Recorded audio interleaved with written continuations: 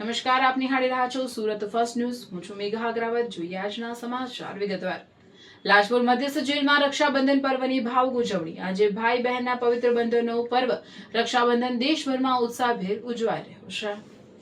સુરતમાં લાજપોર મધ્યસ્થ જેલમાં પણ રક્ષાબંધન પર્વની ખાસ ઉજવણી કરવામાં આવી. જેલમાં બંધ કેદી ભાઈઓને બહેનોએ રાખડી બાંધી હતી. રાખડી બાંધતી વેળાએ ભાઈ બહેન વચ્ચે લાગણીસભર અને ભાવુક દ્રશ્યો જોવા મળ્યા હતા.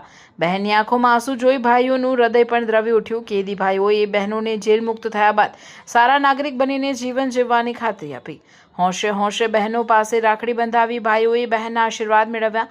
બહેનોએ મીઠાઈ ખવડાવી ભાઈઓનું મોઢું મીઠું કરાવ્યું. રક્ષાબંધનના પર્વને લઈને લાજપોર જેલ પ્રશાસન દ્વારા બહેનો માટે યોગ્ય વ્યવસ્થા કરવામાં આવી હતી.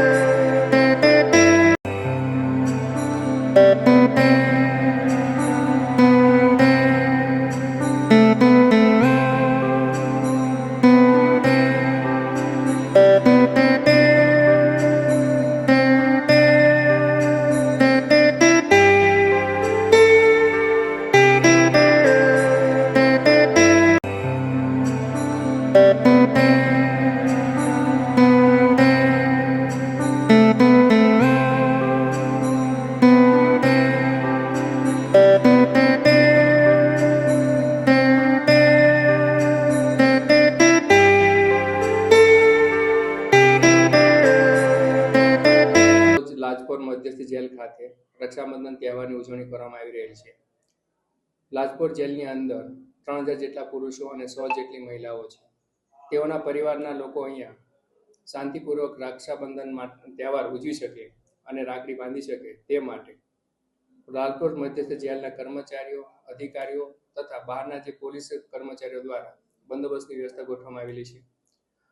દરેક કેદીઓને અહીં બહેનો સાથે મુલાકાત દરમિયાન જે લાગણી ભાવુક દ્રશ્યો જોવા મળે છે તેનાથી સમાજને એક સંદેશો પહોંચી શકે છે કે તેનો પરિવાર પણ તેઓ માટે એક લાગણીથી, આતુરતાથી રાહ જોઈ રહેલા છે.